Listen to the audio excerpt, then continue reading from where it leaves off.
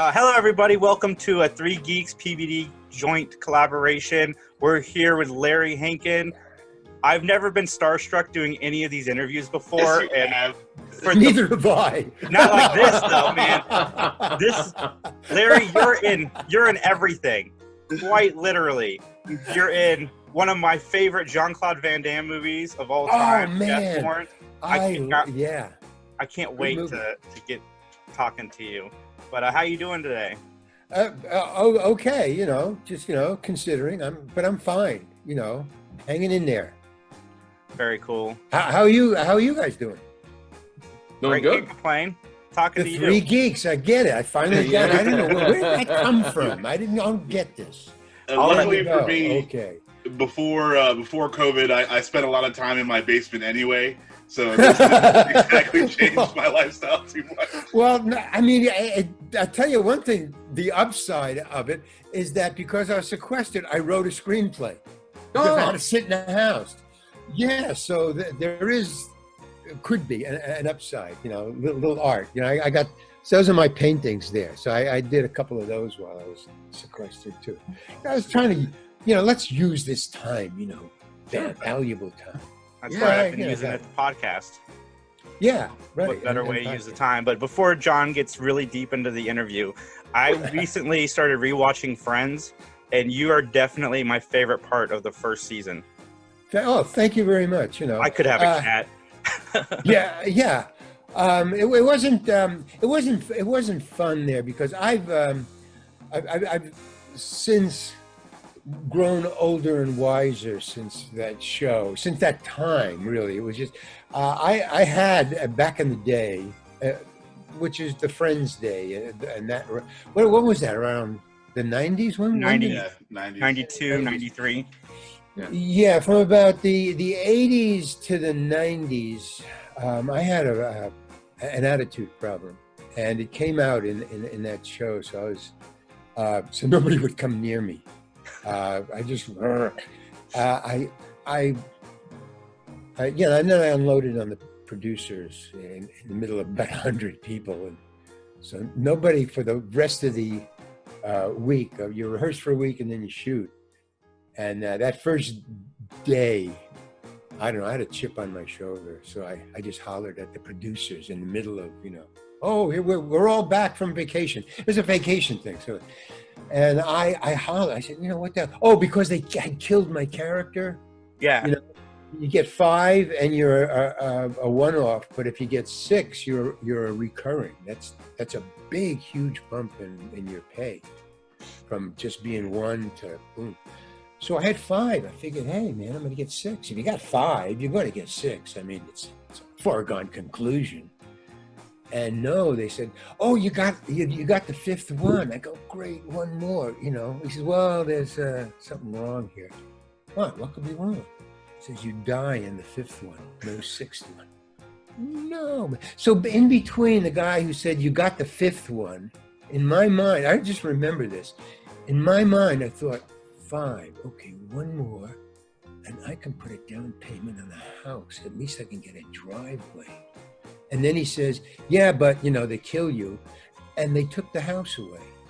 I mean, in my mind, I had a house, and it was gone within 10 seconds. And I kept that up, and so 3 days later, I had a report for the 5th show. I didn't know it, but I had sat on that anger for 3 days. And when I got into the thing and I saw the producers, it just came out, man. Boom, and I said, what the hell do you think you're doing? You killed my character. And I suddenly realized there's 100 people in this room celebrating the new season. And so the lady, I don't remember her name, but there was 3 producers, one of them was a woman. And they were startled, man, because I yelled it. I said, what the hell are you doing? Everybody just stopped and there was a silence, and they all aimed at this table, with drinks in their hands. And she said, could we talk about this a little later, Larry?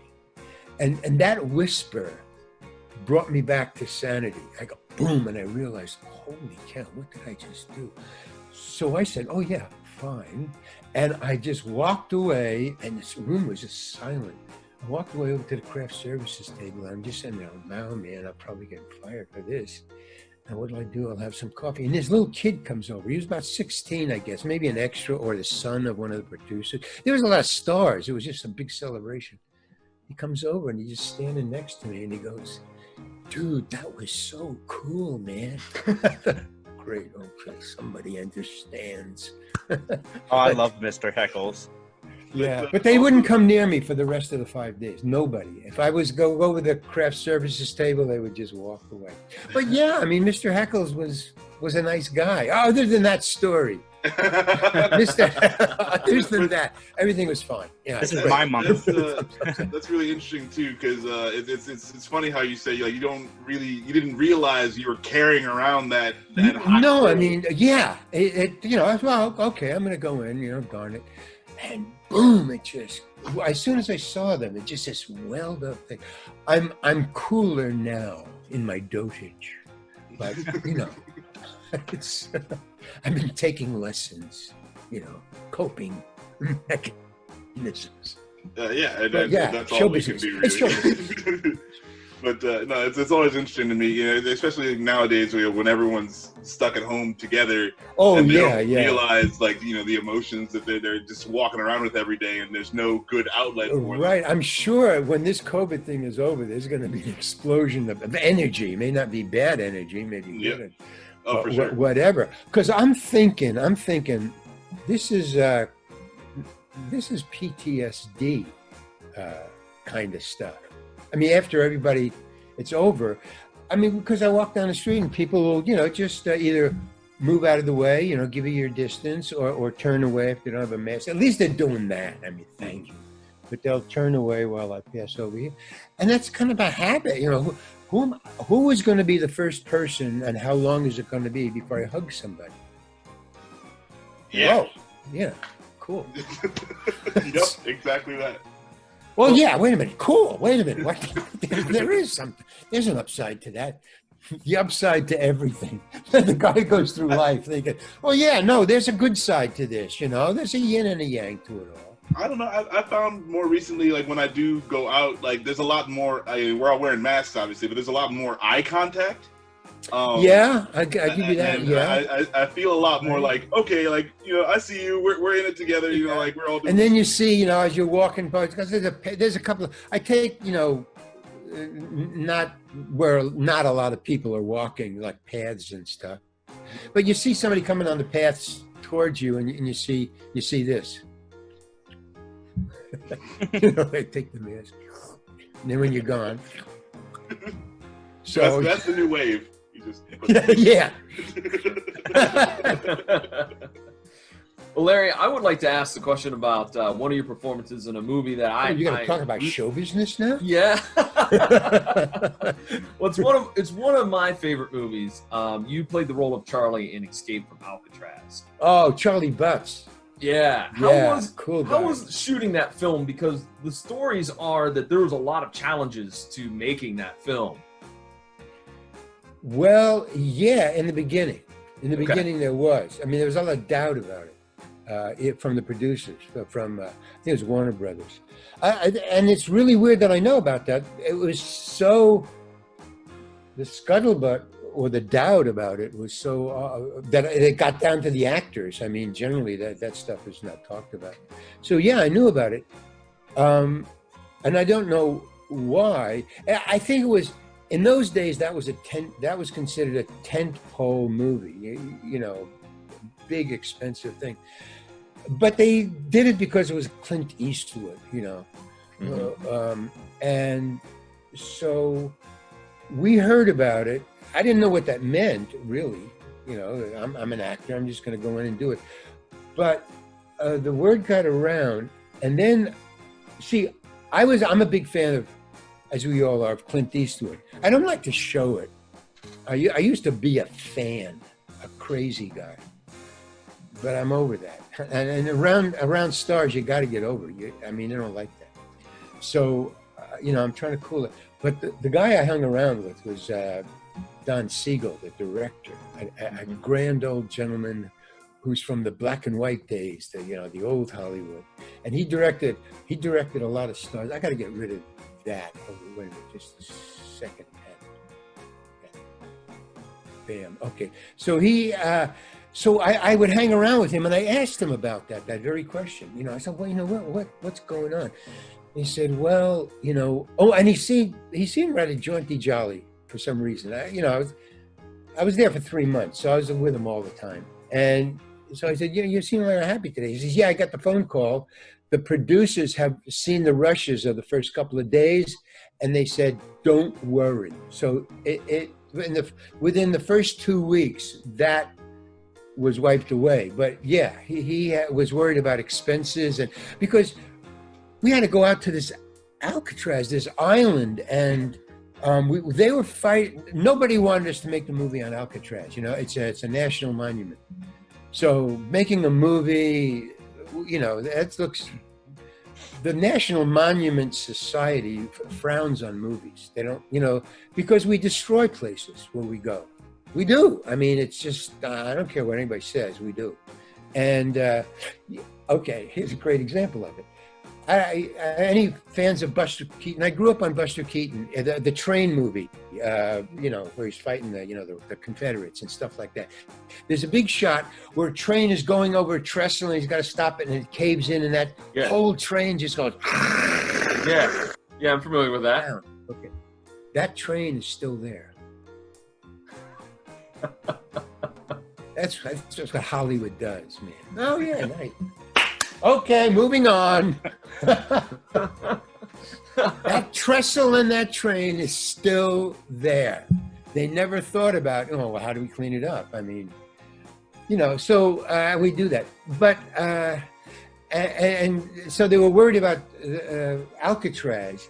Then there was a lot of trouble making the movie, but it had nothing to do now with the front office, as they said, because we were fighting the Smokies, the people who run the tours, the tour guides. They're Smokies. They dress in smoky. Okay. So here was the rule that we had to follow, which is really weird. All tours take precedence over the movie.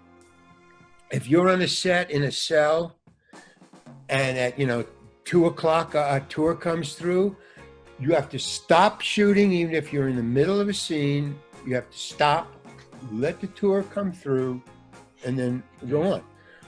Well, the Smokies found out, and they revere it. They're very serious people, the tour guides. I didn't know that. I thought they were just paid, they go, blah, blah, blah. No, they're really serious. I mean, about national monuments. You have to be pretty serious if you're going to say the same thing about the same thing. Yeah, right. Yeah.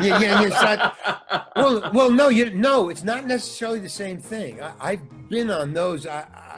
Where they change it every couple of days. They change. I've witnessed that. Not on Alcatraz, but on other tours. So I know that they fool around. Okay, but they would come through, and they didn't like the fact that when people came on Alcatraz now during our movie for that 3 months, the tourist would say, "Oh, are we going to see the Clint Eastwood movie filming?"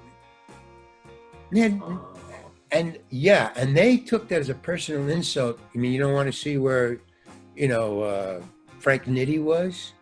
You don't want to see. They just want to see the movie. They just totally dropped Alcatraz.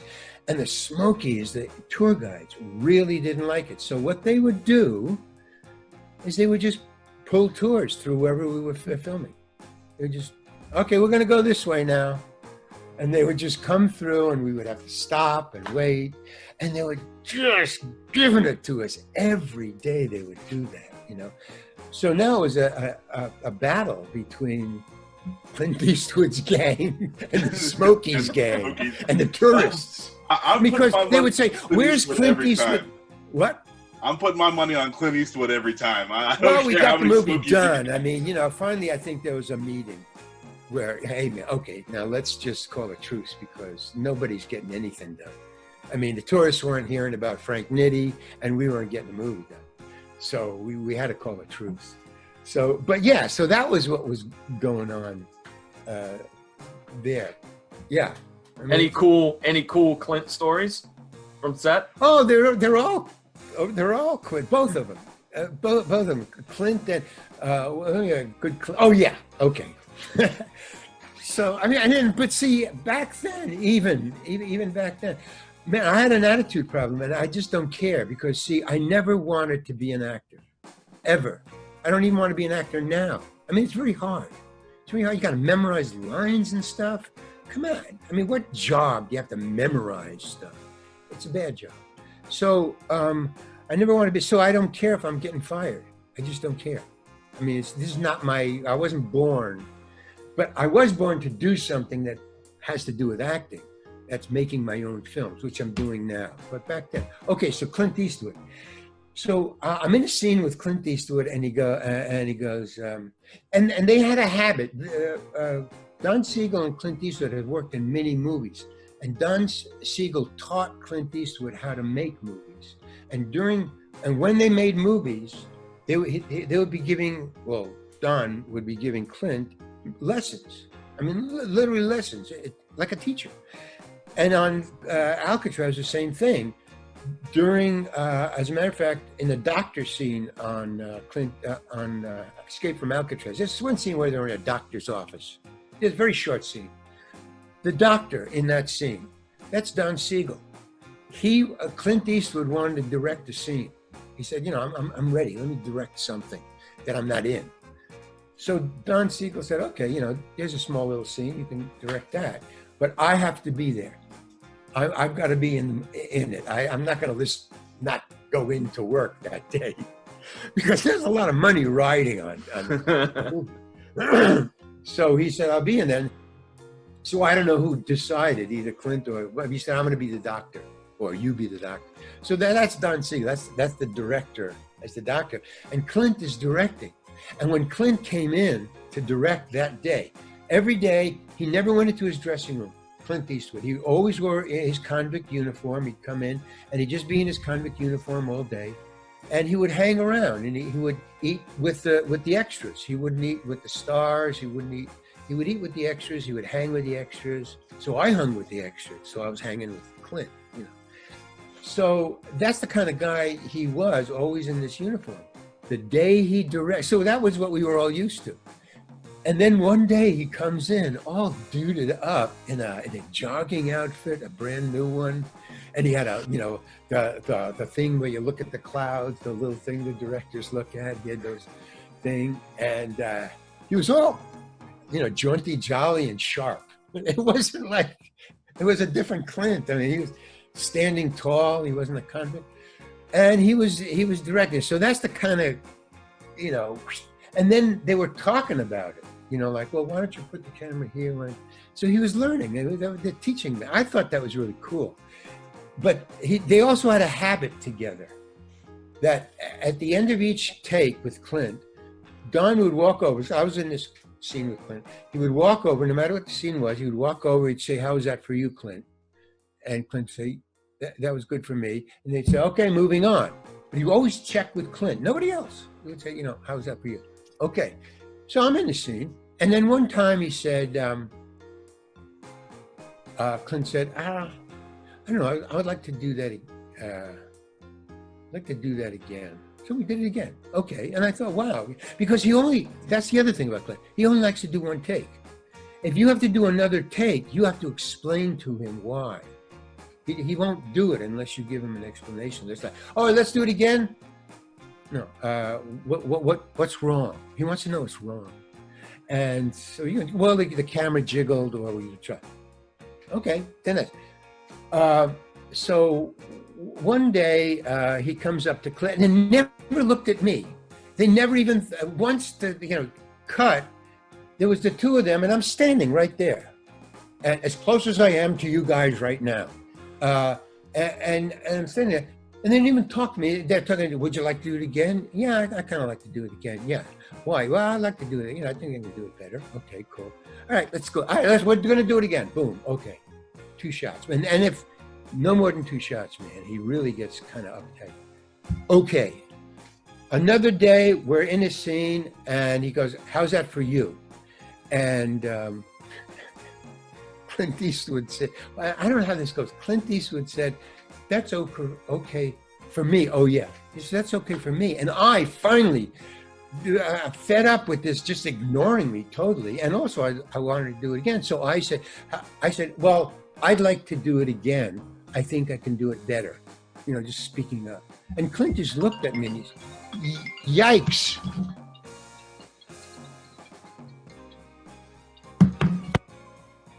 Wow.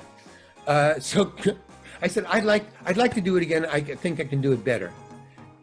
And Clint just looked at me and he says, well, I can't. And he walked away. Whoa. Okay. All right. That's one for you, Clint. But remember what I said about friends. I hold it in. So I'm just waiting. Because when Clint walked away, the crew laughed just like you did. And that just galled me, man.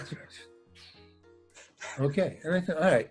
And I just stayed up night after night, just thinking, I got to do this. Because I was in the barrel, man, and they don't let up. Crews, once they're against you, forget it. They'll laugh at you for the rest of the thing. It's really weird. I mean, and it was his guys. I mean, he only works with these people, even though it was Don Siegel. So I said it, and then one fucking day, man. He said, cut. Clint, is that, how's that for you? And Clint said the exact same words. He said, no, I'd like to do it again. I think I can do it better. And I said, well, I can't. And I walked away.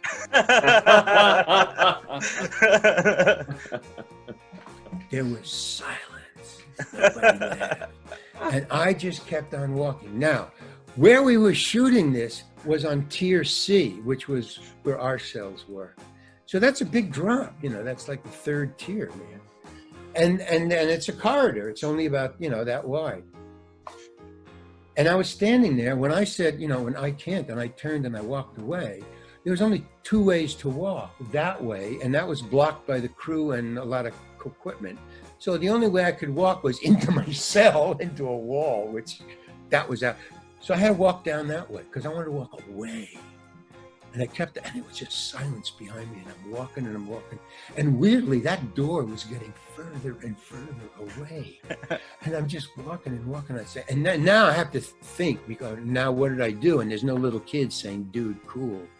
And so I'm thinking, okay, I'm fired, but I'm not turning around, and I'm just going to keep walking and get to that door and get out of here, man. I just can't, you know. And just as I was about to get to the door, you know, I'm very sad because I'm leaving this great thing. Clint says, hey, Larry, come back, will you, man? Come here. Jesus Christ.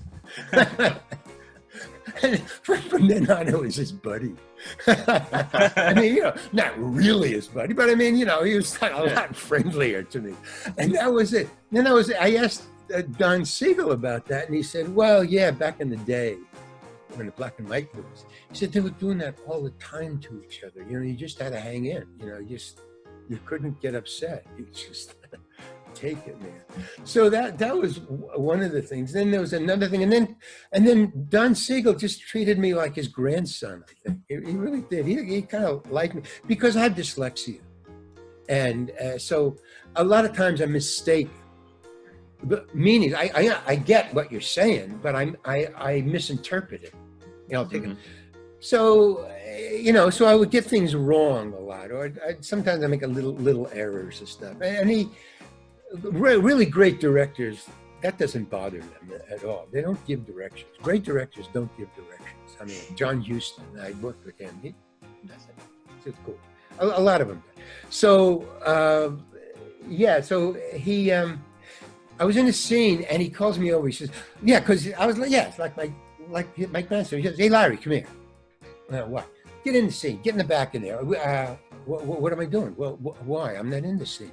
Yeah, but I'm having two people, you know, face each other like this. You know, it's a side view, profiles, and there's a hole here, and there's a cell there. So just get in the cell. I just want a body in the cell. So get in there. Oh, okay, fine. You know, so I run in to this cell and I say, how much time have I got? This is what we're setting up. You got about, 4 minutes. Okay. So I run to the prop department, which is a table. That's what it is. Props on it. I said, look, you got a checkerboard. I want to be playing chess in the background there. Just so I'm not just sitting, not doing anything. We don't have a chessboard. Oh shit! Why? We got a chessboard. Fuck. Okay, give me a chessboard and the chessman. Okay, boom. I run in. I go in. I set it up. Boom, boom, boom. I said, okay, Larry, you ready with your stuff? Yeah. Okay. All right. Meanwhile, he's got 2 stars waiting. You ready, Larry? Okay. All right. Action. All right. Cut. Larry, come here. I thought, oh fuck! Now what have I done wrong? Dyslexia is. Shit, man. What are you doing? I'm playing checkers. No, you're not. You got a chessboard there. What are you doing? Well, no. See, Charlie Butts doesn't know how to play chess, and the Alcatraz department doesn't have any checkerboards. So they gave Charlie a chessboard, but he's playing checkers with the chessboard. So that's what you're doing? Yeah. Okay. Well, I'll stop. I don't have to do that. No, I just wanted to know what the hell you're doing, Larry. Go back there. It's okay. All right, let's do it again. I mean, that's what's going on. The whole 3 months. Larry, what are you doing? No, it's okay, but I just want to know. So during our pandemic, I have been, much like many people, watching a lot of TV shows that we never got to, or movies or whatnot. And I never, ever got the opportunity to sit down and watch Breaking Bad. So I did this cool. Pandemic time. Great. So my question for you is, did you feel maybe a little bit of pressure or whatnot to join the cast, because you joined in season 3 as Joe? Yeah. So man, I was a fan. I was hooked. So when I got a call to get an audition for Breaking Bad, that was there goes the 18-year-old, 17-year-old kid just flooding back. Wow, man, I'm gonna go. Wow, an audition. I mean, just as a fan, that mental thing, just auditioning was enough. I didn't care if I got the job, So I went in, and now there's a story there. I'll make it short, but so I was so up for the audition. It was only 5 lines, and like I say, I'm dyslexic, so learning lines is very hard. And to be in something that I really love, to have 5 lines to me was a gift that I didn't have to struggle. 5 lines I can remember. It's these long speeches that I'm talking about, but. So, wow, I was auditioning for something I loved, and it was just a small speech. I'll be in it. I don't care how small it is. So I was stoked. And so I did the audition. The audition was ridiculous because how did that go? I think, there was nobody else there. I thought somebody was fired because generally they said, get down there right now. You got an audition with Breaking Bad. Get down there right now. Now, generally, they give you 3 or 4 days. They send you the sides, and all that. But no, when you have to go down there right now, that means somebody got fired. And so that kind of bugged me. Now, why would that bug me? Because I was thinking, oh, you want me to replace somebody? Why didn't you get me in the first place? Oh, you hired somebody else. Now they can't do it. So now you're hiring me. Fuck you. And just driving there, getting more and more angry. But I calmed down because, hey, it's Breaking Bad. But it was only 5 lines. So I get in there, and it was just, there's nobody else there. So I knew, oh, man, that's what it is. There's somebody got fired. Emergency. And there was nobody in the room. This is an empty room, obviously, for just these things, empty room. There's just a chair for the assistant who has got this little, off-the-shelf camera. And she said, do you want to sit or stand? There was only 1 chair. So I'll stand. Okay. So now she's going to read, and she's not an actress, so she's reading. So there's nobody I can even talk to. She's reading like this. And so I thought, oh man, this is ridiculous. But okay, fine. Hey, it's Breaking Bad, man. So she's okay, you know, go. Blah, blah, blah, blah, blah, blah, blah, blah, blah. Boom.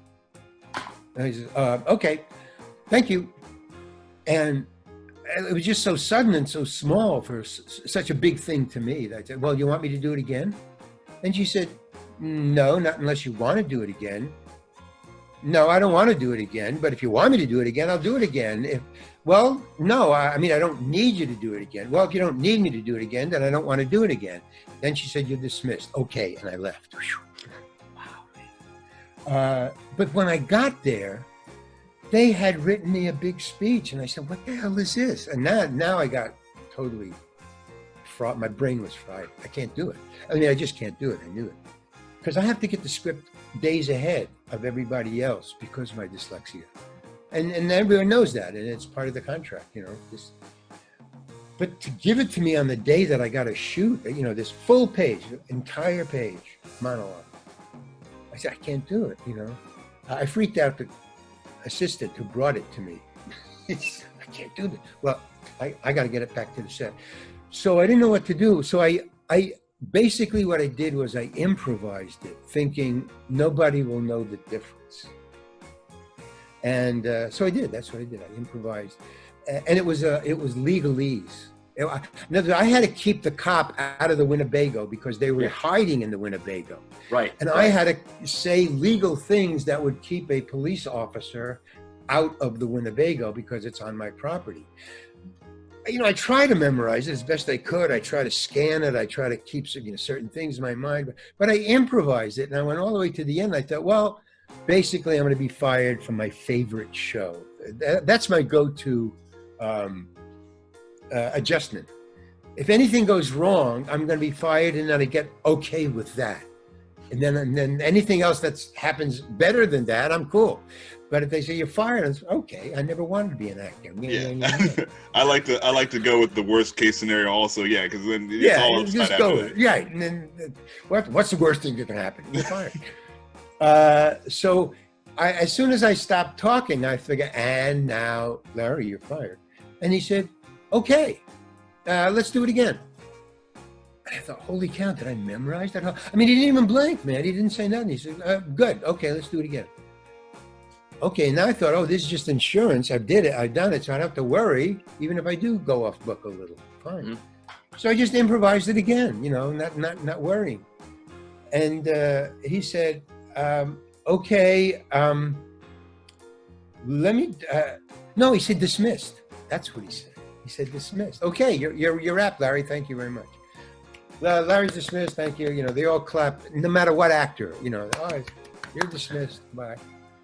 I couldn't figure it out, and I had to wait for 2 weeks to find out how I did or what I did. I didn't even know what I did so I called a couple of friends and I said, watch the show. It's coming up in 3 weeks, you know, watch it. And so when it came on, I watched it, and it was amazing. And I asked my friends, I said, what did you see when you watched the one scene where I was in the Winnebago and I'm talking to the cop? Well, you're walking and talking and you're trying to keep the cop out of the Winnebago because they were hiding in there. Yeah, but tell me specifically what you saw, really. You were walking and talking to the cop, and there was a Winnebago over here. That's not what you saw. What did you really see? That's what we saw. You didn't see that. What you saw was me walking and talking for the first sentence and a half because I had memorized that. And then the rest of the time, they had taken my two improvs and edited together as a voiceover. And so they looked at me, and then they cop to inside the Winnebago, the cop to me for another second while I said something right, not even the right thing, but the right kind of thing. And then back, I was on screen less than 7 seconds, less. I would say 5 to 6 seconds. Movies is magic, and here's the clincher. The director knew that the first time I opened my mouth after the first sentence and a half. He knew what he had to do because he had written that monologue, not Vince Gilligan. Vince asked the director to write a scene for me because he liked what I did for the audition. So he said, give him a big speech. And he knew that he could cobble it together because he knew this guy's never going to memorize what I just wrote. It's all legalese, but it worked. I mean, I worked and it worked. And they figured it out. They fixed it in post, which you can do. So the takeaway from that is you can never, and this happened in other movies, you can never be bad. That's the great thing about being in movies as opposed to TV sitcoms. Because if you're bad, they're not going to use that cut or that, they're going to cut around you and use your voice. Many times I've been in a scene where I wasn't saying anything, but they cut to my face listening because they were using something else that the actor said. Mm-hmm. So they don't need it. They don't need the face. They just need the line. That's what they mean by coverage.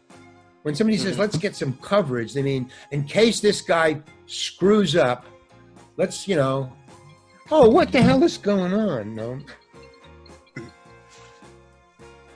And that's pretty cool because I know with Breaking Bad, like as far as like the legal stuff, they tried to be as as factual and as real as possible. So like, and if you're just kind of riffing off the top of your head, and they're still making it work, and it still makes it into the show, like that's really cool too. It's just really it's cool because if what you say is true, and I believe it is true, then those 10 years I spent in Second City in the committee improvising paid off finally.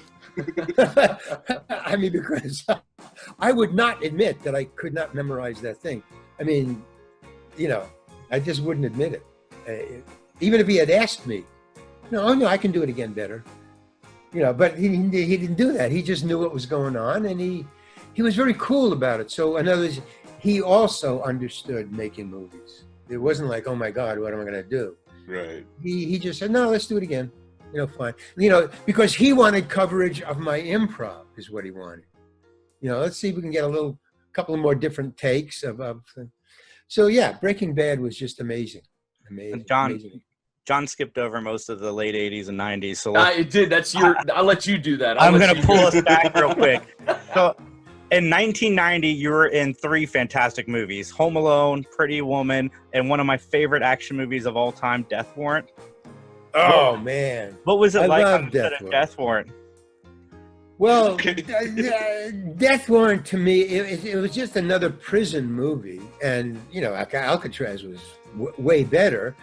But Van Damme was a great guy. He's just a regular guy, man. I was not expecting that at all. I expected somebody totally different. So, go figure. Fans don't know. I mean, but he was just a nice guy. The reason that I loved it was because I loved the part that I played. I've always wanted to play that part. A junkie. Every actor wants to play a death scene, a junkie, and King Lear. That's what a threesome that is. Have you hit all That's 3? all I ever wanted to play. Did you get King Lear? I didn't see that on your credit. No, I'm going for it. I'm not ready yet. I'm going to grow into it. So, but yeah. So, but the reason I like it was because I played a junkie, and I looked junkie-like in the movie. Because on the set, I didn't look that way. I mean, to me, in the mirror, but the camera captured the the dark eyes and the thing, and I just liked the way I played it. I mean, I didn't push it, but I was there. You could tell. And then my death scene was just, the death scene. I played a death scene. I played many death scenes, but I like that one because, first of all, that close up of my nose was just. I want, if they could play a video on my tombstone, that would be a shot that I would like to play. Here plays Larry Hankin, and there's this nose. You might be onto a side business here, Larry. That seems like something that could be done. Okay, man. I got to patent that right away. Yeah, for real. You need to get Is on this top show of that. Patentable so I can get my... Oh, see, I said it. I said it right there. Yeah, no, Copywriter. Copyright Larry Hankin's Yeah. podcast. But so I really like my death, that they burn me alive and you hear the scream, and and then the match and the gasoline. But I just liked my part because what I think they were trying to do was that after Escape from Alcatraz? Yeah, it was in the early 90s. Yeah, I mean, I think they were trying to, because it entered my mind when I was making it. Oh, this is a ripoff of Alcatraz. So I wasn't too interested in that kind of, what do you call it? That kind of movie, because I'd already been in Alcatraz. But I was interested in, Charles Van Damme. He's a pretty cool karate guy. So, and he was big in movies then.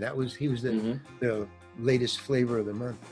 So yeah, but I like the part that I just love the casting. I just like that. Awesome. So yeah, in the 90s, you were in like all the great sitcoms: Mad About You, Married with Children, Step by Step. Holy cow. Home Improvement. You played the very terrifying guy who shows up on one of the Halloween specials to scare the children. Can I just mention something about that one guy, the Halloween guy? Yeah. And because I've been doing these podcasts, I talk a lot about the past. I don't think about the past. I'm a now guy. I'm always in the now, which, according to Baba Ramdas, is really cool. It's not that cool. It's not that cool, because there's a future, and it exists. The future can be anything, but anything exists. And I don't think that way. That's part of dyslexia. So I'm locked in the now. I mean, I can, if I concentrate and think, I got to mail this letter tomorrow. I've got to meet this guy next week. But I got to drum that in my head. I got to leave notes around. The future just is hard for me. So now, okay, I just forgot my point. So what was that? Just dyslexia. I don't know. The 90s, and I don't know. I just lost it, man. I just lost the track. Well, I was talking about Home Improvement. Home Improvement. Yeah. Okay. So looking back, when I did that part,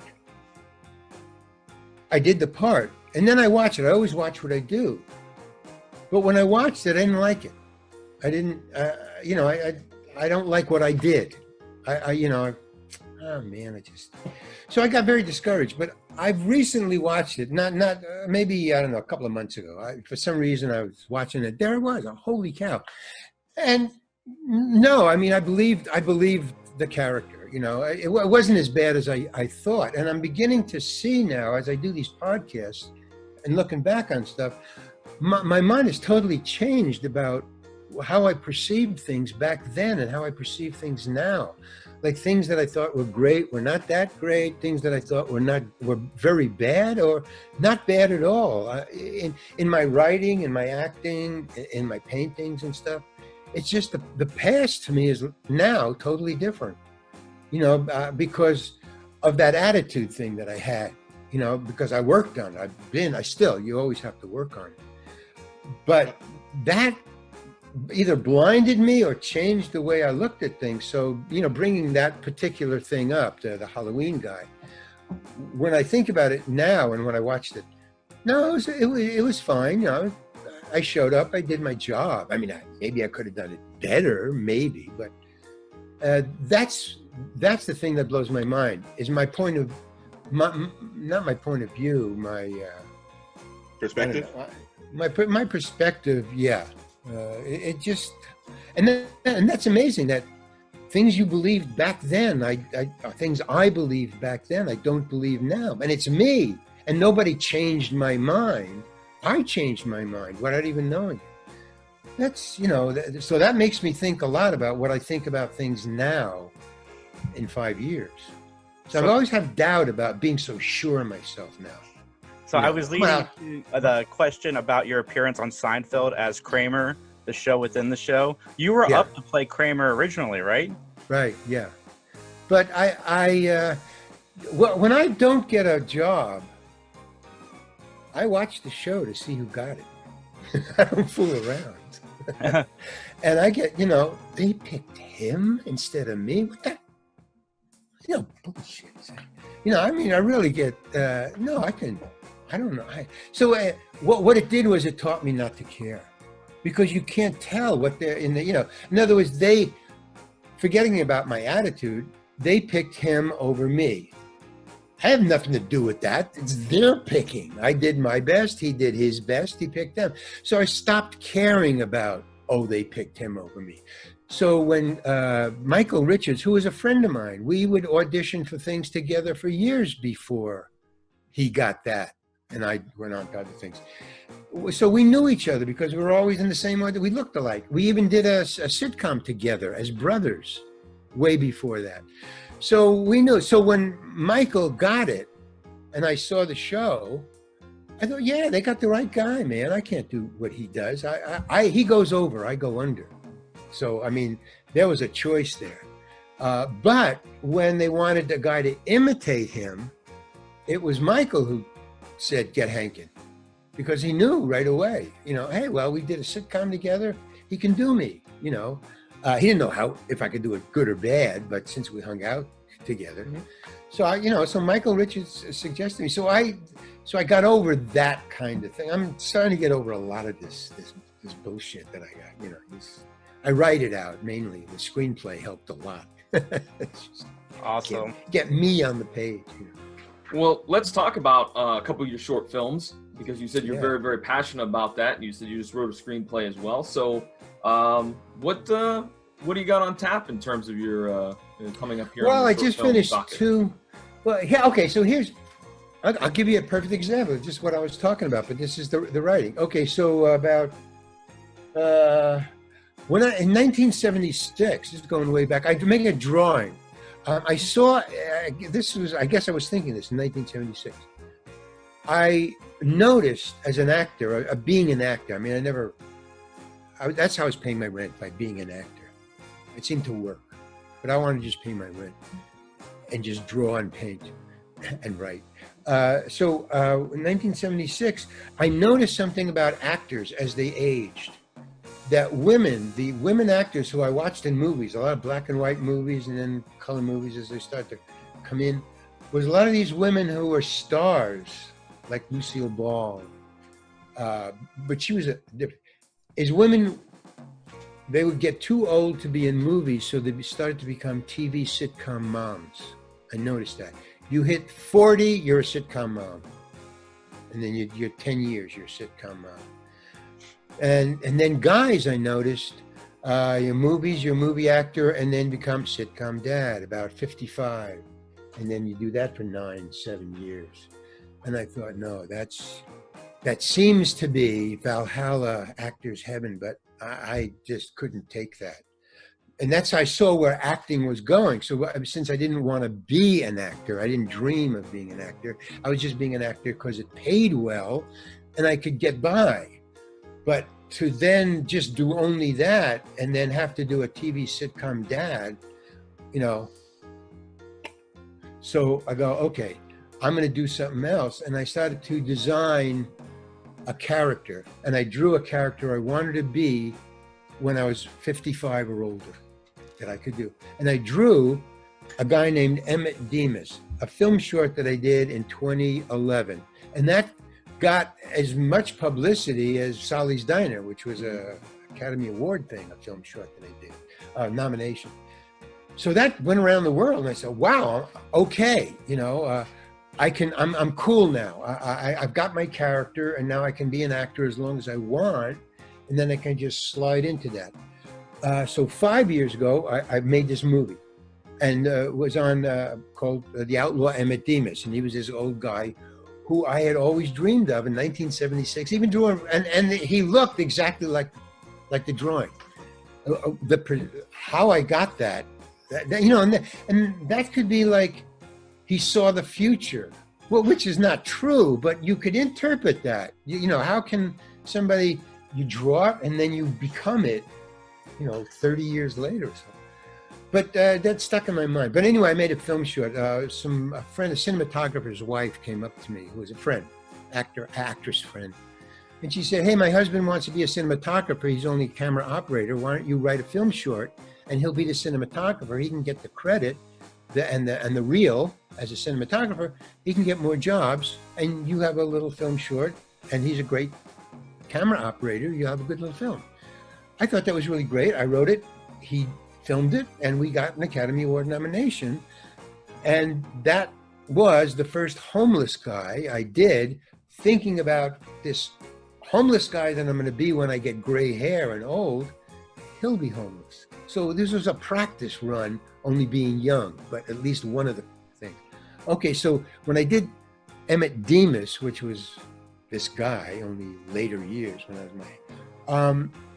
I thought, okay, I'm ready. I made the film short. I'm ready for a feature.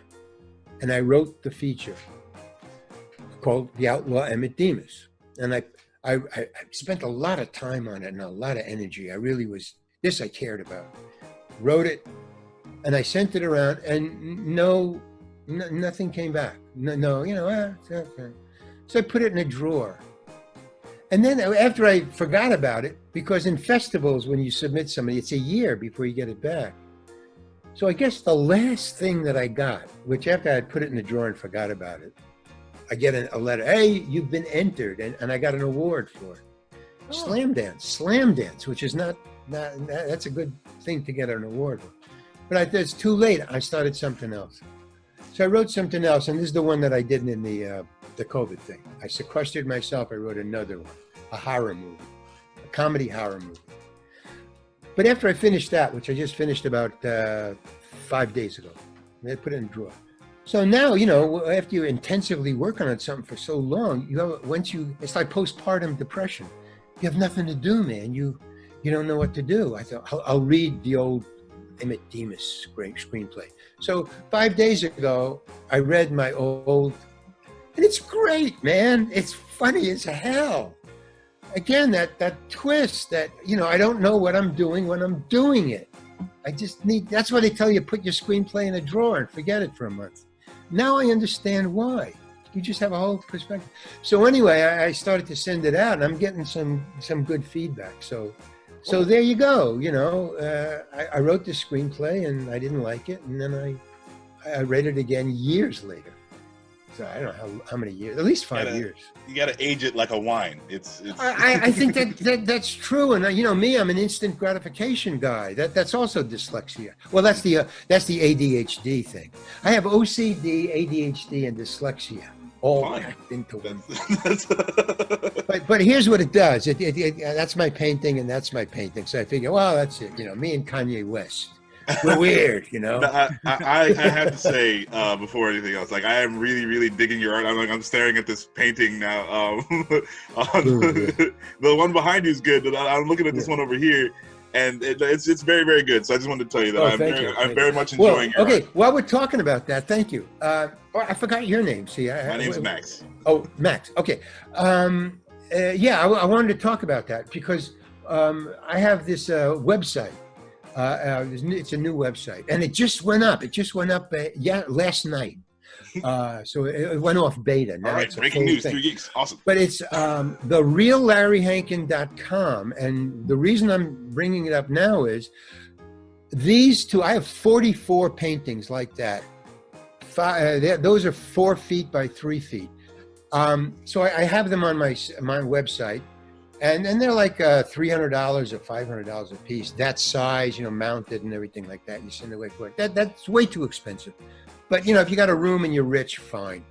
But I just rented this and they're mine, so I couldn't afford these. But they're in my room. But a lot of people, when they saw them, they said, "Hey, man, this would make great T-shirts." So I have 20 of my paintings are now on T-shirts, and they're really great color. I looked for a long time for a T-shirt place that can reproduce these bright colors and also be breathable. It's not plastic or anything like that. It's just print. It's ink.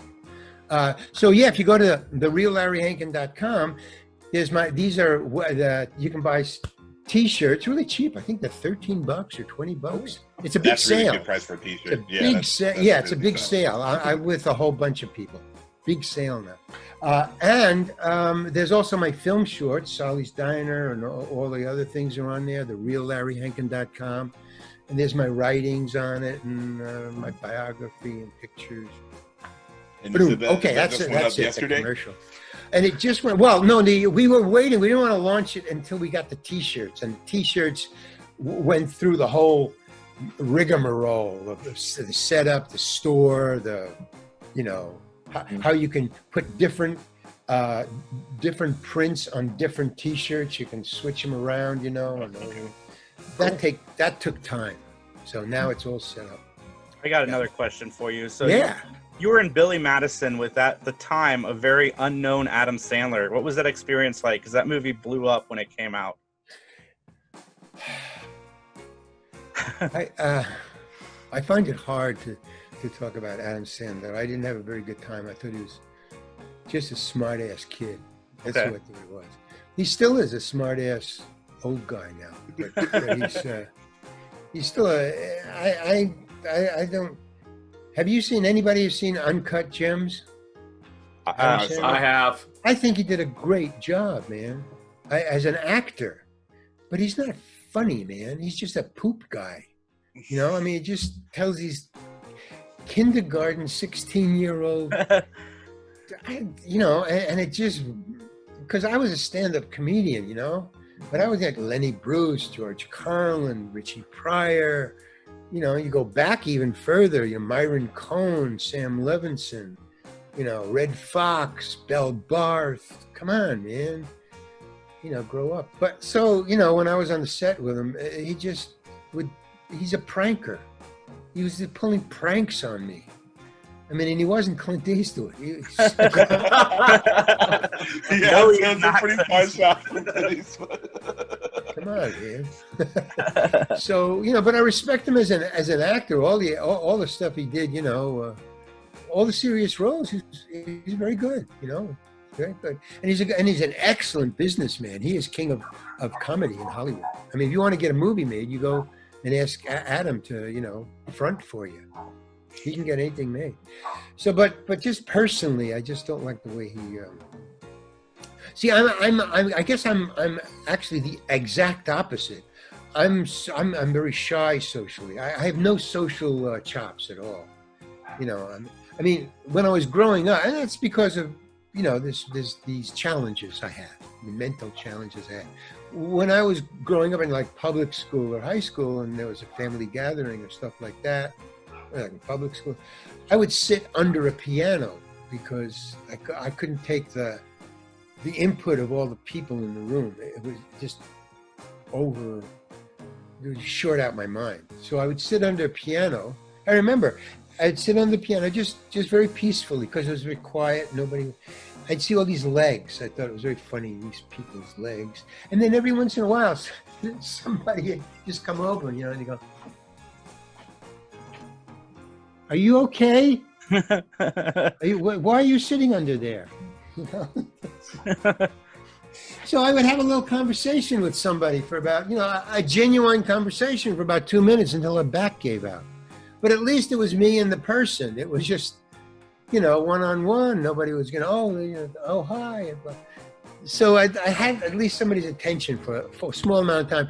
And I didn't feel out of place. Even though I'm sitting under a piano, I didn't feel out of place. Like just sitting in a chair and nobody's talking to me. So, I had to go through that kind of evolution. So, so he's the other way. He wants your attention all the time. He would call me at 4 a.m. with some girl. He would have some girl call me. "Hey, can I come up to your room? Right now?" And I just say, "Tell Adam I got a 6 o'clock call. Screw him."